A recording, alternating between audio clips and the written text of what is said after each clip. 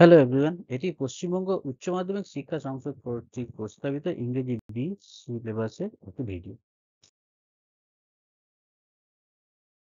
এটি উচ্চ মাধ্যমিকের সেমিস্টার বেসড এক্সামিনেশনের থার্ড সেমিস্টারের সিলেবাস। লাল কালিতে মার্ক দেওয়া অংশগুলো বাদ দেওয়া হয়েছে, তার পরিবর্তে নেওয়া হয়েছে 3 নম্বরে দেখো the bed by Anton Chekhov এবং প্লের ক্ষেত্রে রাইডার্স টু দ্য সি বা জে.এম. সিঞ্চ এটি নেওয়া হয়েছে। এই ভিডিওটি লর্ড আলফ্রেড টেনিসন এর লেখা ইউলিসেস কবিতাটির ওপর। চলো শুরু করি। প্রথমে আমরা লেখক সম্বন্ধে জানব। এটি আলফ্রেড টেনিসনের ছবি। Lord Alfred Tennyson, first Baron Tennyson, FRS, fellow of Royal Society, was an English poet. তিনি একজন ইংরেজি কবি ছিলেন। He was a poet laureate during much of Queen Victoria's Rin.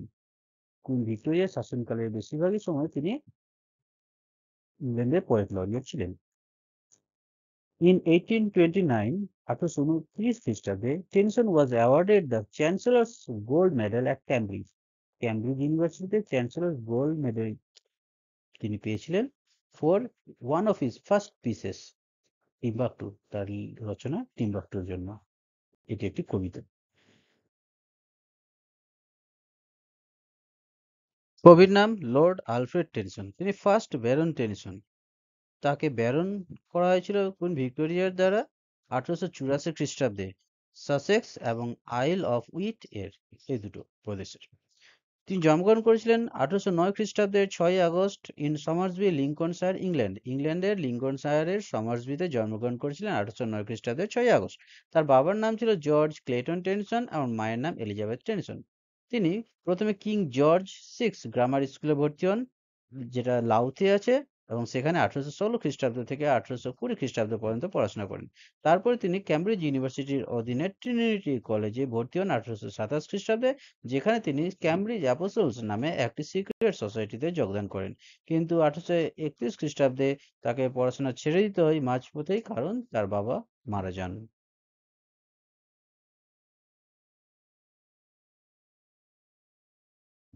Lord Alfred Tennyson খুব প্রভাবিত হয়েছিলেন Geoffrey Chaucer, Edmund Spenser, William Shakespeare, John Milton, John Keats, Thomas Malory এবং Thomas কার্লাইলের লেখার দ্বারা। তার বিখ্যাত রচনাগুলোর মধ্যে পোয়েমস বাই ট্রু ব্রাদার্স, যেটা তিনি তার ভাইয়ের সাথে লিখেছিলেন, প্রকাশিত হয়েছিল 1826 খ্রিস্টাব্দে। টিম্বাকটু প্রকাশিত হয়েছিল 1829 খ্রিস্টাব্দে। পোয়েমস চিফলি লিরিক্যাল প্রকাশিত হয়েছিল 1830 খ্রিস্টাব্দে। পোয়েমস, যেটা দুটো ভলিউমে প্রকাশিত হয়েছিল, 1842 খ্রিস্টাব্দে। ইন মেমোরিয়াম আর্থার হেনরি হালামের মৃত্যুতে তিনি লিখেছিলেন, যেটা 1850 খ্রিস্টাব্দে প্রকাশিত হয়েছিল। এবং তিনি একটি ঐতিহাসিক কবিতাও, ঐতিহাসিক নাটকও লিখেছিলেন, যেটার নাম হচ্ছে ব্যাকেট, যেটা 1884 খ্রিস্টাব্দে প্রকাশিত হয়েছিল। কিন্তু তিনি বেশি কবি হিসাবেই জনপ্রিয় এবং বিখ্যাত। তিনি যখন ক্যামব্রিজ ইউনিভার্সিটি আন্ডারে ট্রিনিটি কলেজে পড়াশোনা করেছিলেন, সেই সময় তিনি টিম্বাকটু একটি কবিতা লিখেছিলেন, যেটা প্রকাশিত হয়েছিল 1929 খ্রিস্টাব্দে, এবং তার জন্য তাকে চ্যান্সেলর্স গোল্ড মেডেল দেওয়া হয়। আর তিনি ইংল্যান্ডের পোয়েট লরিয়েট হয়েছিলেন উইলিয়াম ওয়ার্ডসওয়ার্থের মৃত্যুর পর 1850 খ্রিস্টাব্দ থেকে, এবং মৃত্যু পর্যন্ত তিনি ছিলেন।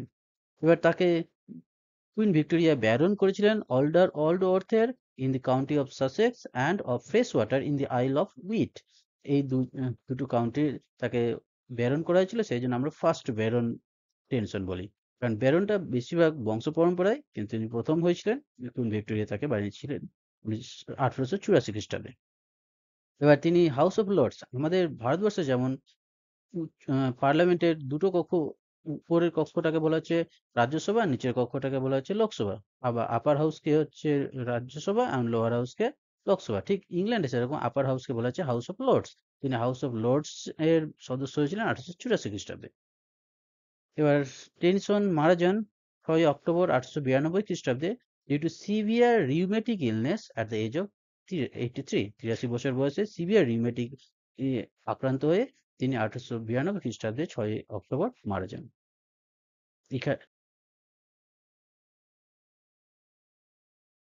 এটি ছিল লর্ড আলফ্রেড টেনিসন নিয়ে সংক্ষিপ্ত আলোচনা। এরপর আমরা ইউলিসেস কবিতাটি নিয়ে আলোচনা করব।